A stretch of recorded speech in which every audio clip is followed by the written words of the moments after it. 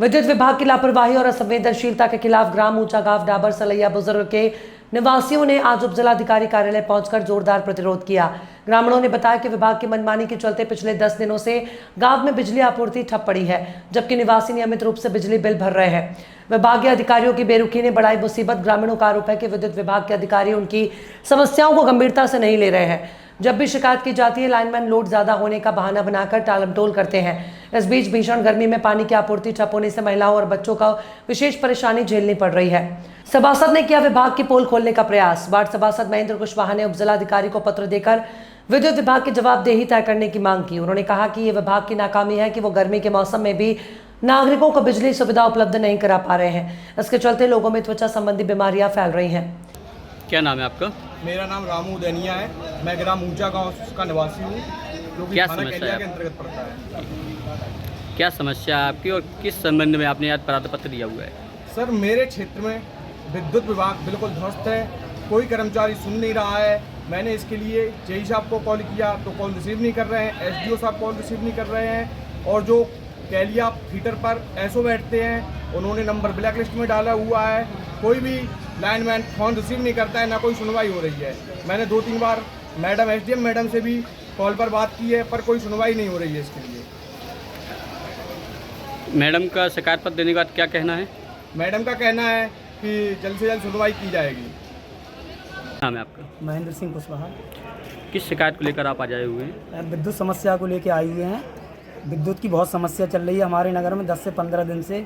माननीय मुख्यमंत्री योगी जी और प्रधानमंत्री नरेंद्र मोदी जी का जो आदेश है कि नगर में, शहर में, गांव में लाइट कम से कम 24 घंटे में से 20 से 18 घंटे लाइट आनी चाहिए, लेकिन लाइट 4 से 5 घंटे आ रही है। लोगों को भीषण गर्मी से भी जूझना पड़ रहा है, पानी से भी जूझना पड़ रहा है। पानी और लाइट की समस्या बहुत ख़राब है यहाँ नगर की।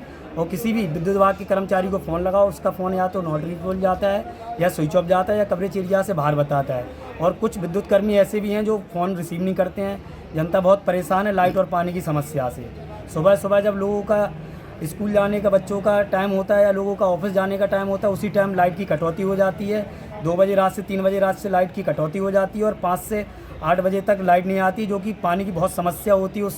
उसी समय लाइट की कटौती हो जाती है। तो माननीय उच्च अधिकारियों से हम यही निवेदन करना चाहते हैं कि लाइट की समस्या का जनहित में जल्द से जल्द निस्तारण किया जाए। आपकी शिकायत पत्र पर अधिकारियों का क्या कहना है?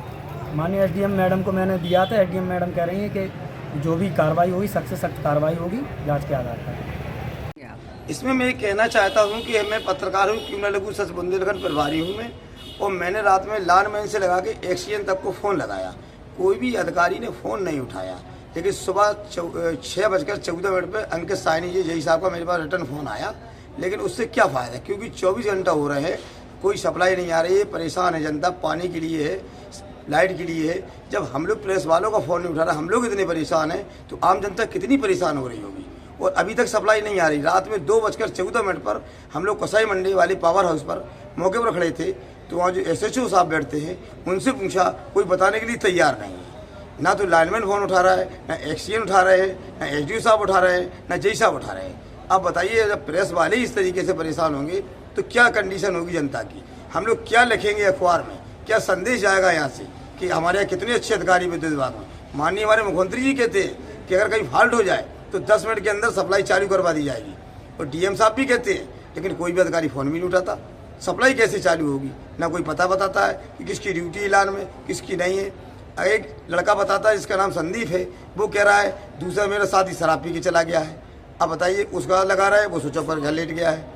जब मैंने पावर हाउस में जानकारी की, जो बता रहे भैया मुझे कोई जानकारी नहीं, आप जहाँ जाइए, कोई ना। उसने गेट खोला, अंदर से ताला लगा हुआ है।